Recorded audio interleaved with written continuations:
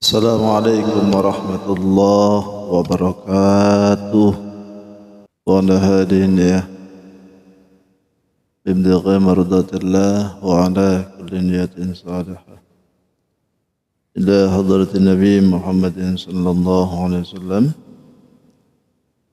wa ala alihi wa azwajihi wa auladihi wa dhurriyyatihi ridwanullahi ta'ala alaihim ajma'in wa syarna ma'ahum rahmatika ya arhamar rahimin. Al-Fatihah. Bismillahirrahmanirrahim. Ar-Rahmanirrahim.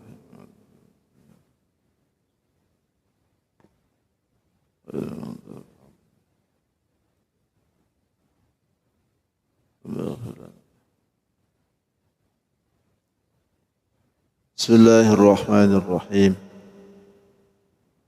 Alhamdulillahi rabbil alamin wal aqibatu lil muttaqin wa la udwana illa 'alal zalimin. Asyhadu an la ilaha illallah wahdahu la syarika lah wa asyhadu anna sayyidina wa nabiyyana Muhammadan 'abduhu wa rasuluhu sahibul haudi wasyafa'ah. Allahumma salli wa sallim wa barik ala hadan nabiyil karim wa ala alihi wa ashabihi wa tabi'ina lahum ajma'in, amma ba'du. Qala rabbi syrah li sadri wa yassir li amri wa hlul 'uqdatam min lisani yafqahu qawli. Subhanaka la ilma lana illa ma 'allamtana innaka antal alimul hakim. Wa la haula wa la quwwata illa billahil aliyyil azim. وقد قال الله تعالى في كتابه الكريم النساء 88. أعوذ بالله من الشيطان الرجيم. بسم الله الرحمن الرحيم. ما لكم في المنافقين فئتين والله أركسهم بما كسبوا أتريدون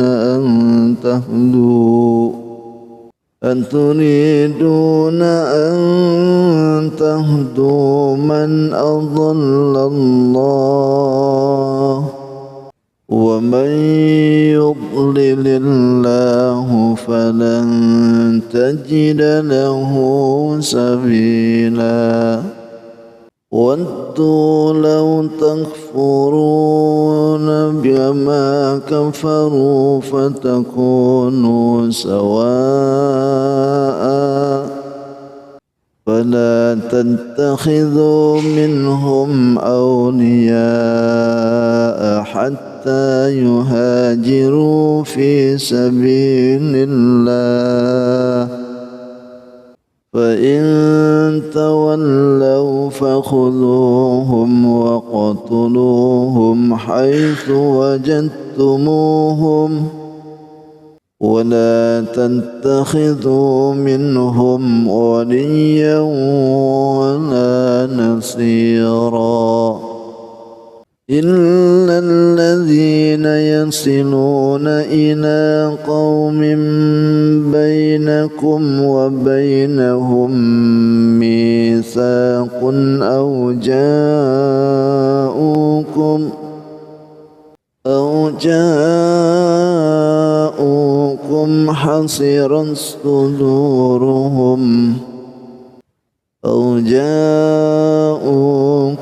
حصرت صدورهم أن يقاتلوكم أو يقاتلوا قومهم ولو شاء الله لسلطهم عليكم فلقاتلوكم فإن اعتزلوكم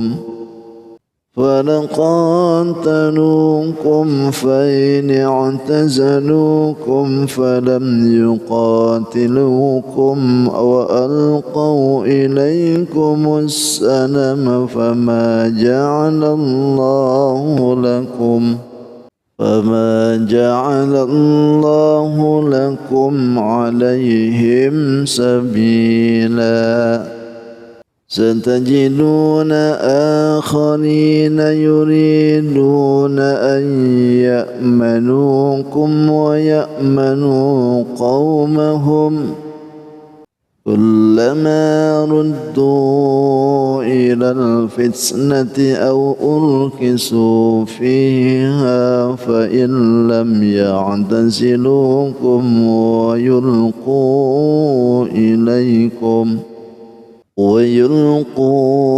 إليكم السلام ويكفوا أيديهم فخذوهم واقتلوهم حيث ثقفتموهم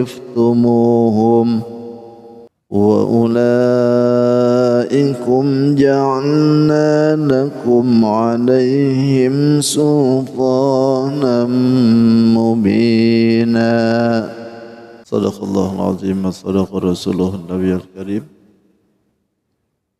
wa nahnu ala dhalika minasy syahidin wa syakirin walhamdulillahi rabbil alamin. Hadratul mukarramin wal mukarramat, para sepuh, para tokoh, bapak ibu yang sama hadir, yang saya hormati dan tentu saja insyaallah semua yang hadir dimuliakan oleh Allah Subhanahu wa taala. Kembali kita bersyukur atas limpahan rahmat karunia hidayah. Di subuh ini Allah berikan lagi kita kesempatan, terlebih masih diberikan sehat dan juga istiqomah. Mudah-mudahan modal ini menjadi nilai yang barokah, menjadi yang manfaat, yang maslahat, dan tentu saja mudahan perkumpulan ini menjadi sebab kita mendapatkan ridha dan tentunya ampunan dari Allah Subhanahu wa taala. Dan juga mudahan perkumpulan ini menjadi sebab kita mendapatkan apa yang diinginkan oleh kita, cita-cita kita, hajat kita dikabulkan oleh Allah Subhanahu wa taala. Amin ya rabbal alamin. Salawat dan salam tidak hentinya pula terlimpah dan tercurah juga kepada junjungan kita Sayyidul Mustafa wal Murtada, Nabi besar Muhammadin sallallahu alaihi wasallam.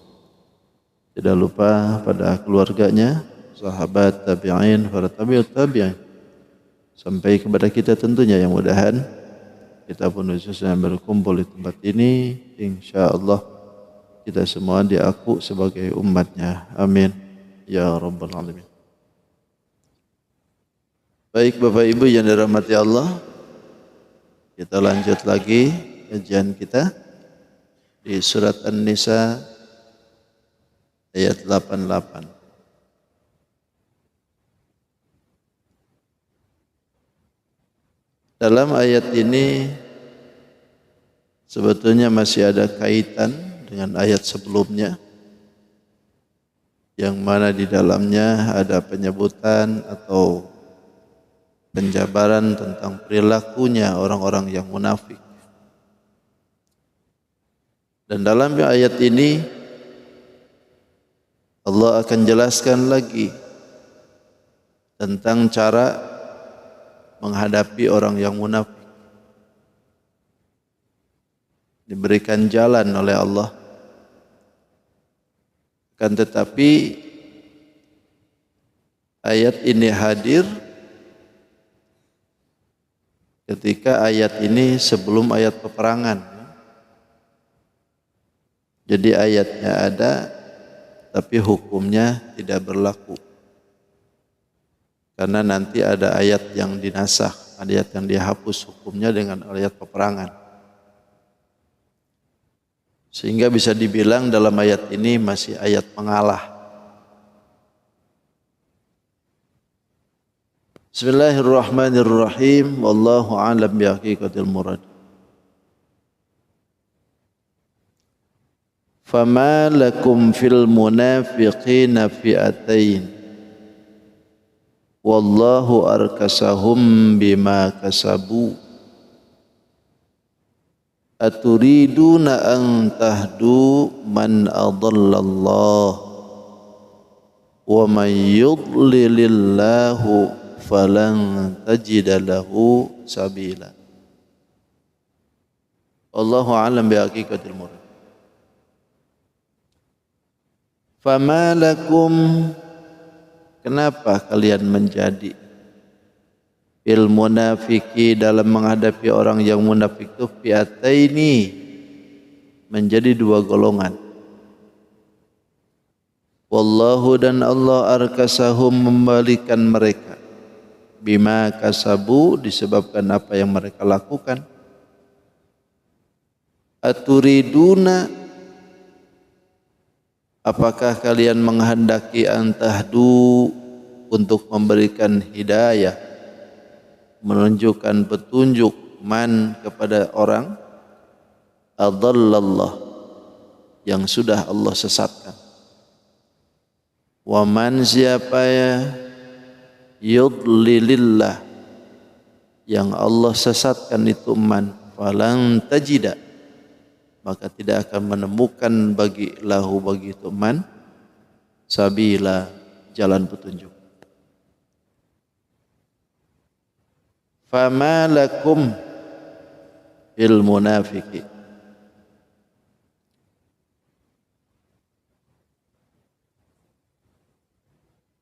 fama lakum,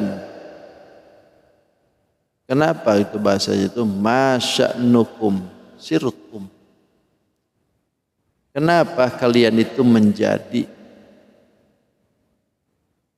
fi'ataini fil munafik, kalau dibulak-balik begitu. Kenapa kalian itu menjadi dua golongan dalam menghadapi orang munafik? Dua golongan apa maksudnya? Pro kontra. Mukmin sama mukmin, tapi terhadap orang yang munafik ada yang senang, ada yang enggak.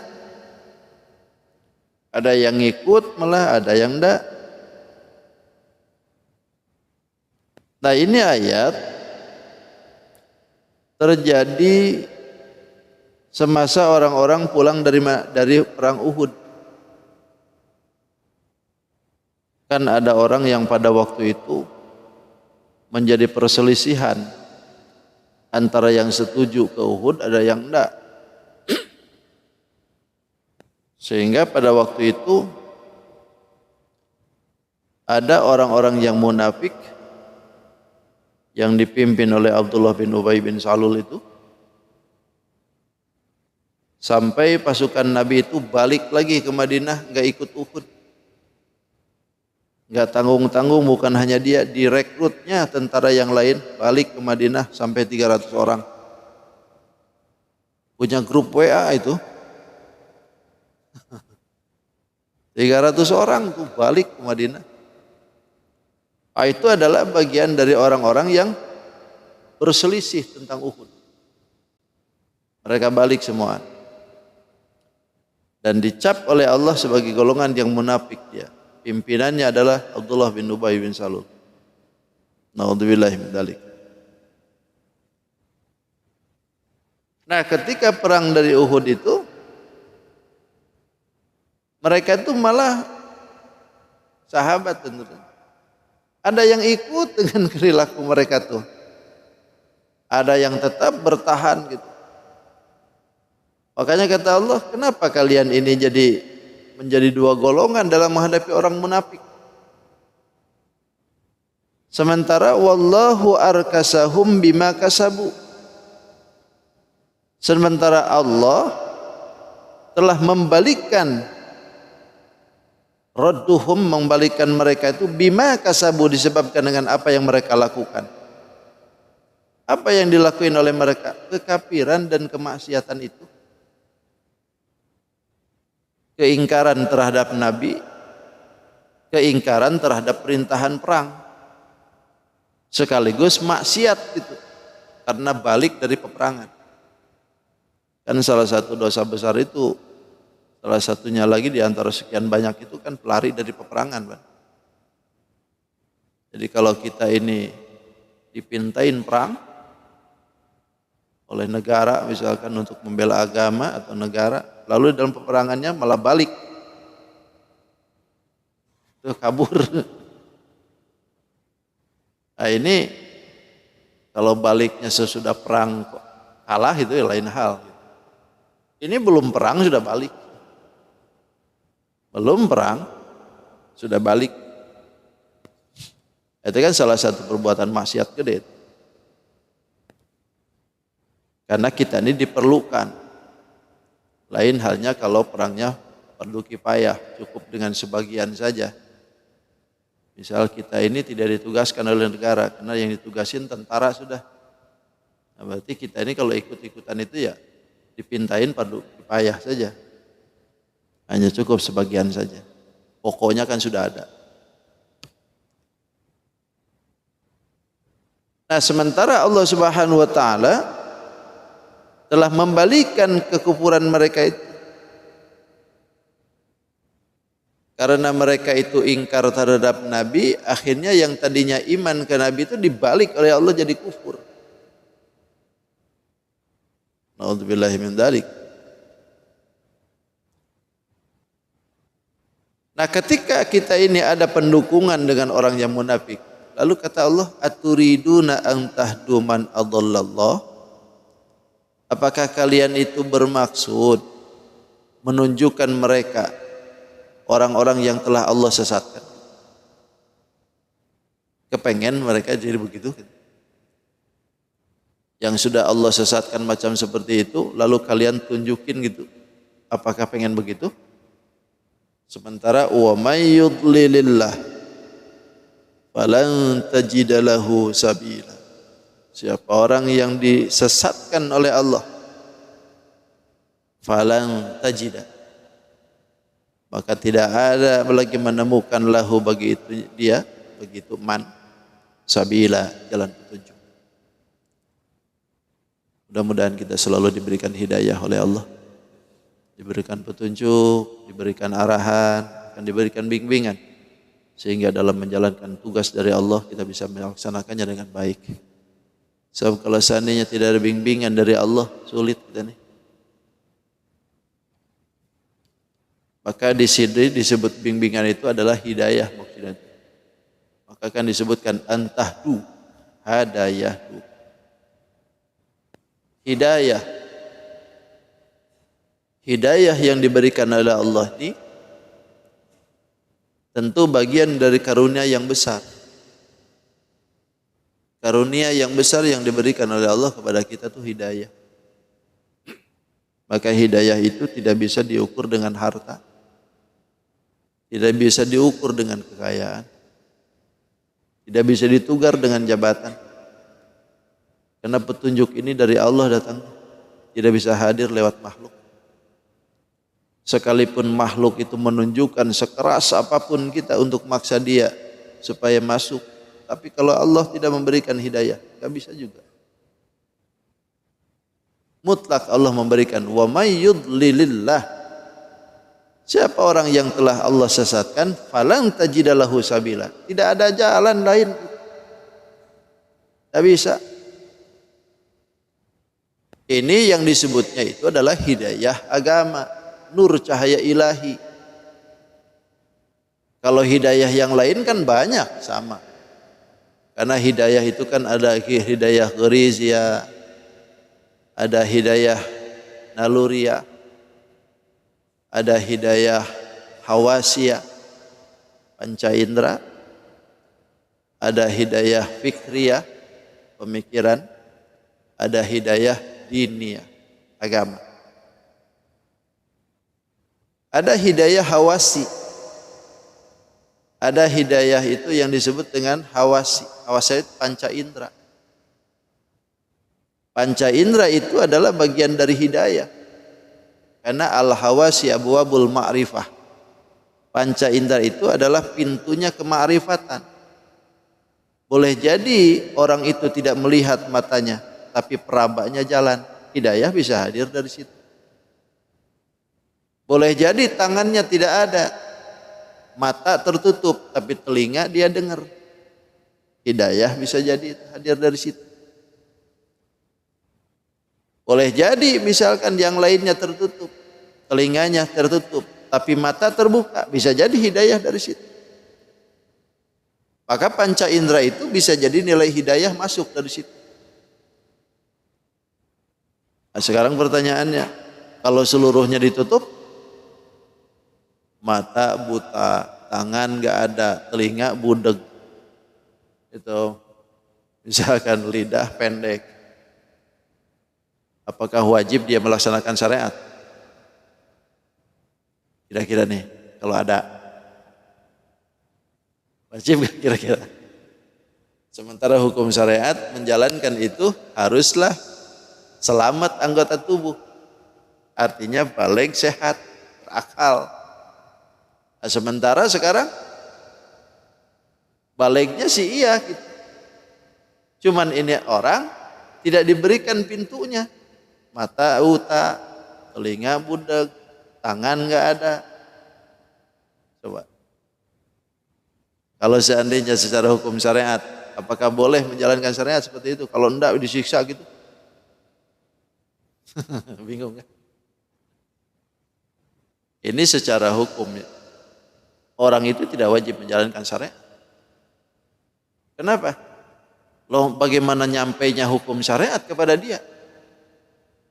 Sementara syariat yang ada di dalam tubuhnya tidak bisa membuka itu. Apakah mungkin ketika dia itu misalkan ditutup semua jalan pintu hidayah lewat hawasi, Allah akan siksa dia gitu? Kan tidak mungkin. Kenapa? Kalau semua anggota tubuhnya ditutup kok. Dari mana lewat hidayah? Dari mana tahu biasa ibadah ke Allah jadi? Makanya al-hawas ya babul ma'rifah. Ketika anggota tubuh yang menjadikan nilai masuknya hidayah lewat panca indera, maka berarti di situ tertaklif akan hukum. Boleh jadi mata dia tertutup, tapi kalau telinga itu terdengar, berarti masih dia menjalankan hukum syariat, wajib. Boleh jadi telinganya dia buta, tapi perabanya masih dia jalan. Boleh jadi hukum dari situ bisa jadi. Karena harus sampai dulu, hukumnya itu harus sampai dulu ke telinganya. Allah tidak akan menyiksa seseorang kalau belum disampaikan dulu hukumnya. Suatu kaum tidak akan dibinasakan oleh Allah kecuali diutus dulu orangnya, utusan Allahnya. Kalau sudah didatangkan utusan Allahnya, disampaikan hukumnya, tidak terima, baru dibinasakan oleh Allah. Kalau tidak ada utusan yang dihadirkan ke situ, tidak ada hikayat, tidak ada syariat yang disampaikan kepada mereka, lalu Allah binasakan. Oh, berarti Allah dolim kalau gitu. Orang nggak tahu menau, kan dibacakan gitu. Ibarat kita tidak tahu menau tentang hukum, tiba-tiba kita diciduk. Kan nggak mungkin macam begitu kan? Orang nggak tahu apa-apa. Orang diciduk itu ketika dia sudah ada terlibat dalam hukum itu. Nah, begitu juga dengan hidayah. Apakah cukup hidayah hawasi ini? Tidak. Karena hidayah panca indera ternyata bukan hanya di kita, binatang pun juga demikian. Di binatang pun juga ada. Mata ada, telinga ada, tangan ada, lidah ada. Kalau memang ini sama dengan binatang, berarti kita ini tidak cukup hidayah di situ saja. Ada hidayah yang kedua, hidayah ghariziyah. Apa itu? Naluri. Hidayah naluri pun ini juga berperan untuk menunjukkan hidayah ke Allah. Setiap dari kita diberikan naluriyah oleh Allah untuk menunjukkan kita kemana arah jalan. Fa'alhamaha ujuraha wa taqwa. Allah ilhamkan dua jalan kepada kita. Ujuraha wa taqwa. Jalan kefasikan dan jalan ketakwaan. Ini diilhamkan oleh Allah. Kemana condongnya ini? Hadirnya hati kita itu kira-kira kemana? Kalau hadirnya kita itu ke dalam kebaikan, syukur kita. Berarti ilhamnya kita masuk ke dalam ranah yang diridai oleh Allah. Tapi kalau seandainya keburukan yang kita ikutin, a'udzubillahi min dzalik. Ujuraha wa taqwaha kata Allah. Nah, itu adalah bagian dari hidayah. Hidayah ghariziyah, naluri. Ketika Allah ciptakan manusia di dalam perut ibu, itu kan dia tuh berdiri. Pertamanya kan ke atas. Secara agama dinyatakan begitu. Nabi menyatakan begitu. Bahkan menurut penelitian pun ternyata begitu. Akur. Di zaman Nabi belum ada penelitian kedokteran, tapi Nabi sudah nyebutin. Bayi yang ada di dalam perut ibu pertamanya adalah berdiri. Untuk apa? Menunjukkan keesaan Allah. Tapi begitu dia bayi itu mau lahir, kan dibalik tuh. Mendadak si bayi itu cari jalan ke bawah. Pertanyaannya, itu bayi siapa yang nunjukin? Siapa yang nunjukin bayi harus ke bawah kepalanya? Itu hidayah, itu disebut hidayah gharizi. Naluri diberikan oleh Allah supaya tunduk dirinya ke bawah. Akhirnya ke bawahlah si bayi. Cari-cari celah, cari-cari jalan. Kadang-kadang tendang sana, tendang sini supaya cepat keluar gitu ya. Kan lucu. Sampai akhirnya keluar. Apakah cukup itu hidayah gharizi di manusia? Tidak. Karena di binatang pun ternyata sama. Hidayah ghariziyah itu juga ada. Naluri yang diberikan oleh Allah. Bukan punya akal, tapi naluriah. Diberikan petunjuk oleh Allah lewat hidayah di situ. Macam kita kemarin kan, banyak yang video beredar dari keunikan-keunikan karunia atau bisa jadi cara Allah menyelamatkan makhluk dalam banjirnya di Aceh. Itu kan ada anak kecil yang kebawa arus tapi tiba-tiba ditangkap oleh gajah. Kan lucu tuh gajah. Siapa yang ngajarin itu? Ada lagi kucing bawa anaknya. Dia selamatkan anaknya. Kan kalau misalkan tidak ada hidayah ghariziyah, yang namanya binatang kan tidak punya akal. Lalu kok bisa dia selamatkan anaknya di punggungnya, yang satu digigitnya. Lalu dibawalah oleh ibunya itu, langsung berenang kemana-mana sampai nyampe ke tim penyelamat. Ini hidayah gharizi disebut. Naluri diberikan oleh Allah kepada dia. Atau binatang-binatang yang lain. Ketika ayam bertelur, lalu telurnya supaya netes jadi anak, dikerami itu sama ibunya. Siapa yang ngajarin begitu? Gak ada yang ngajarin begitu. Tapi naluriahnya diberi oleh Allah. Hidayah disebutnya itu. Hidayah gharizi. Dikerami oleh dia, lalu sampai dia netes. Dia gak makan, dia gak minum. Puasa. Sebab kalau dia makan minum itu berarti nanti dirinya bakal dingin. Tapi kalau nggak makan minum kan menghasilkan hawa panas. Nah itu yang dianjurkan. Nggak makan, nggak minum. Ular juga begitu. Ketika dia mau mengganti kulit yang lama menjadi kulit baru, kan puasa. Diam di satu tempat, nggak makan, nggak minum. Keluarlah kulit yang lama, ganti kulit baru. Tuh. Jadi kan hidayah.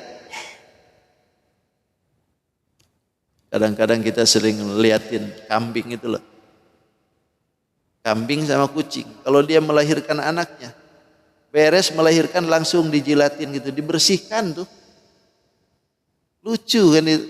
Siapa yang ngajarin kebidanan tuh? Ada yang ngajarin. Tapi manusia kadang-kadang begitu lahir anak masukin ke got. Lebih sadis kan. Padahal segalak-galaknya macan, gak pernah ada macan masukin anaknya ke got. Gak ada cerita macan melahirkan anak macan langsung diterkam. Gak ada. Tapi manusia, ada ceritanya manusia melahirkan anaknya, dimasukin ke tong sampah. Berarti lebih sadis. Di mana kalau masalah seperti itu? Nah, inilah yang disebutkan dengan hidayah dicabut oleh Allah. Kalau petunjuk sudah dicabut oleh Allah, ini yang disebutkan, wa may yudlilillah falan tajidalahu sabila. Kalau Allah sudah mencabut dia itu menjadikan tersesat, falan tajidalahu sabila. Tidak ada lagi menemukan jalan dia. Pikirannya itu enggak logis aja sudah. Tertutup aja sudah. Kalau pemikiran kita itu sudah ditutup oleh Allah menjadi jalan kesesatan, maka kadang-kadang buntu. Yang ada itu nafsu aja. Sehingga pemikiran itu tidak rasional lagi. Itu hidayah gerisi. Ada naluriah. Apa cukup di situ? Tidak. Manusia perlu hidayah yang lain lagi. Diberikan lagi oleh Allah. Di samping hidayah panca indera, hidayah hawasi, juga yang ketiga adalah hidayah agama. Tapi sebelum hidayah agama diberikan juga oleh Allah hidayah fikriyah. Hidayah fikir, daya fikir. Makanya manusia itu bisa maju lantaran ada pemikirannya. Malaikat ketika dengar manusia pengen jadi khalifah, itu kan protes kan. Kita ini diprotes sama malaikat. Makanya kan protesnya malaikat itu benar tuh. Bahwa manusia itu suka merusak. Oh benar. Rusak hutan. Rusak gunung gitu. Benar gitu. Protesnya itu benar. Ataj'alu fiha may yufsidu fiha wa yasfikud dima, kata malaikat. Apakah kau akan menjadikan khalifah orang yang suka mengocorkan darah dan merusak? Kata Allah, inni a'lamu ma la ta'lamun. Kata Allah, aku lebih tahu. Ma la ta'lamun, kalian tidak tahu. Ini protesnya malaikat itu memang tidak sekonyong-konyong apa yang dipikirannya. Ada dasar itu. Kenapa malaikat itu kok berani gitu dengan apa yang diperintahkan oleh Allah? Karena ada dua hal yang dilihat oleh malaikat ke kita itu. Pertama adalah quwwatul ghadabiyah. Yang kedua quwwatus syahwatiyah. Ada kekuatan kebencian. Karena ada kekuatan kebencian di manusia, maka itulah yang disoroti oleh malaikat. Kenapa? Karena kekuatan kebencian kalau diantar oleh kita, maka yang terjadi adalah pengocoran darah. Lantaran benci, lantaran nafsu yang sudah begitu memuncak, akhirnya kan orang dibunuh. Itu kuwatul ghadabiyah disebut kebencian yang luar biasa. Mana ada orang yang enggak benci tiba-tiba tusuk orang, kan enggak mungkin. Itu karena ada kebencian. Yang kedua ada kuwatus syahwatiyah, ada kekuatan keinginan. Karena ada kekuatan keinginan inilah manusia bisa jadi merusak kalau diantar. Karena keinginan pengen duit, akhirnya kan hutan dibabat, itu tanah digali, batu dibelah, minyak disedot. Ada keinginan. Kalau enggak ada keinginan duit, ngapain capek-capek? Ya toh? Jam segini sudah mulai ke tengah hutan. Ngapain? Cari batu. Cari batu hitam. Hutan sana. Babat semua hutan. Itu kuwatus syahwatiyah itu. Karena ada syahwat, ada keinginan.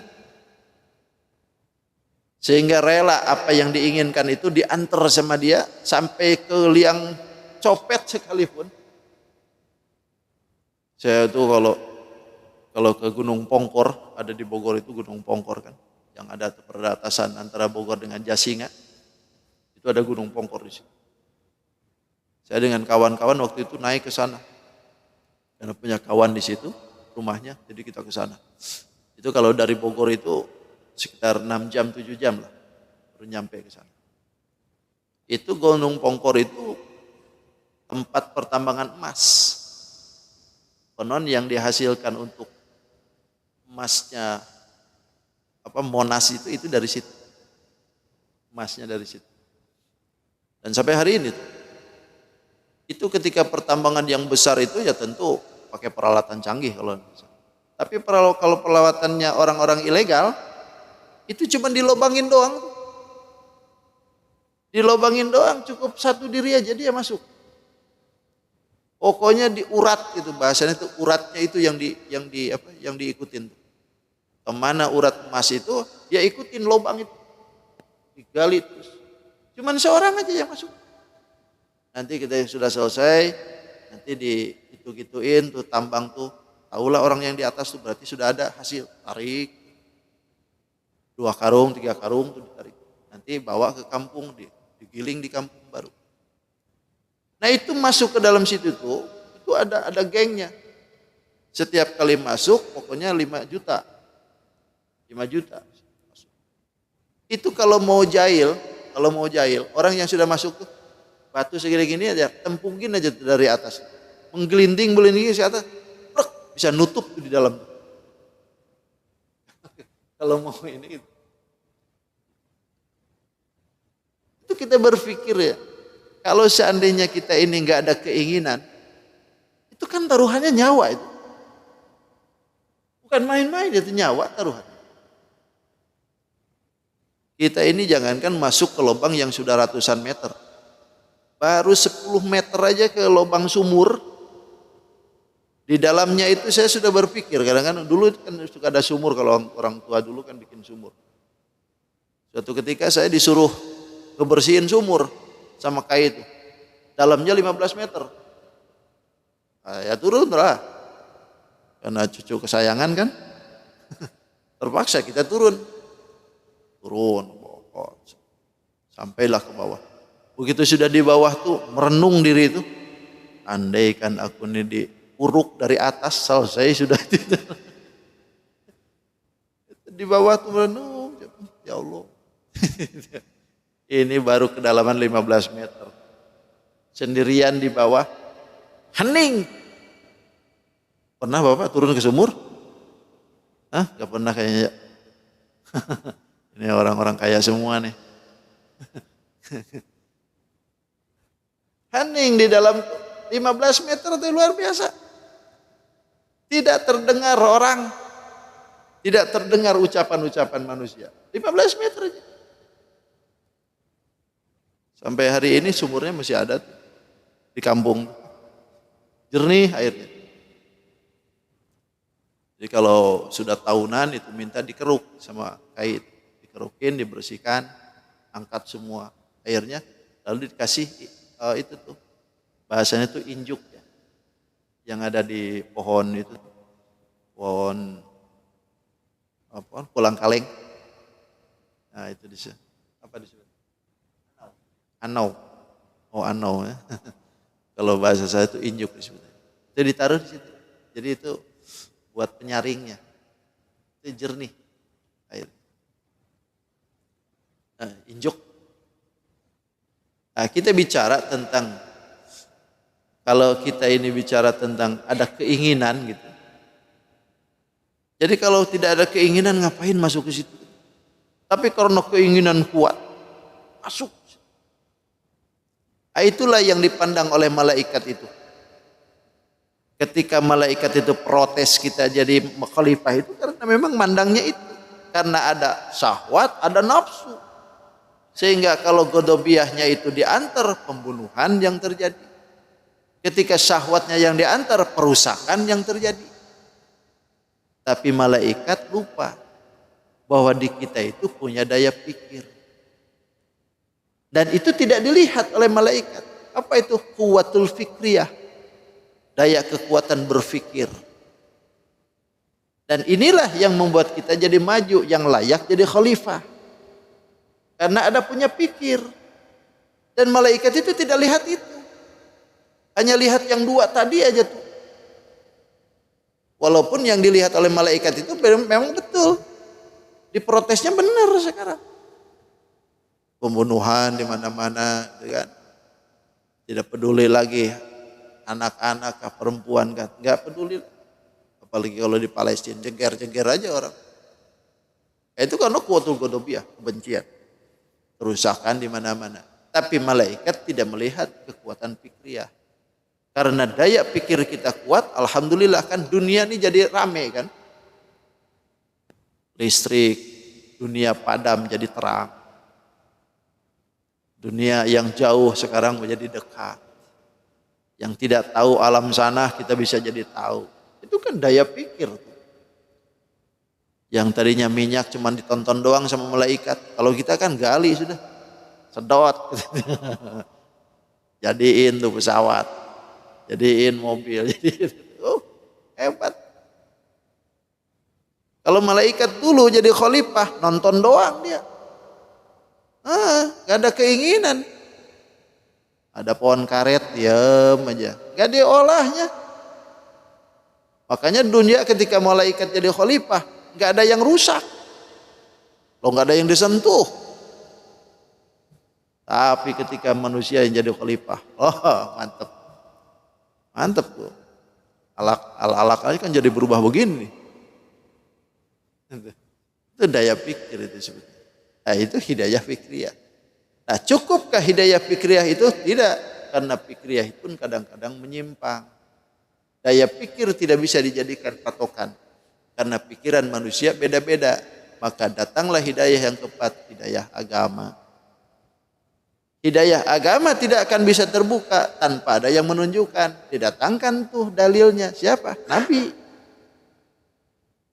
Datangkan Nabi, datangkan Rasul. Untuk apa? Membuka hidayah agama itu. Ditunjukinlah sama Nabi. Sehingga kita bisa tahu baiknya berpikir kayak apa. Sehingga bisa tahu baiknya secara goriziahnya kayak apa. Bahkan bisa kita tahu bagaimana cara menjalankan hawasi panca indera ini. Siapa yang ngasih tahu? Agama. Masya Allah. Tapi kalau sudah Allah sesatkan, adalah gak ada jalan sudah. Maka di dalam ayat lain juga begitu kan. Mudabadabina baina dzalik. Innal munafiqina fid darkil asfal. Itu kan bagian-bagian dari Tuhan munafik. Walan tajidalahu sabila. Tidak ada jalan lagi bagi dia. Jadi intinya kalau Allah sudah membelokkan kita, maka siapapun daripada kita ini gak bisa jadi. Jangankan yang bungul bang, yang sudah pinter agama pun, kalau Allah sudah hidayahnya dicabut, belok juga.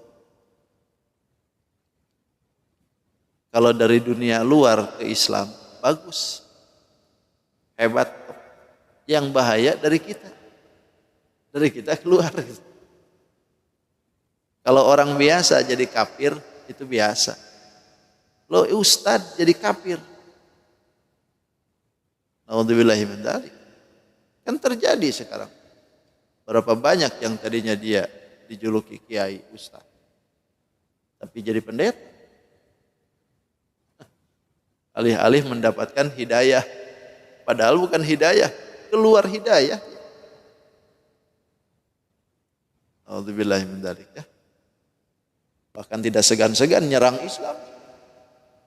Mereka yang tadinya jadi ustaz, lalu tiba-tiba jadi kafir, diangkat jadi pendeta, nyerang Islam.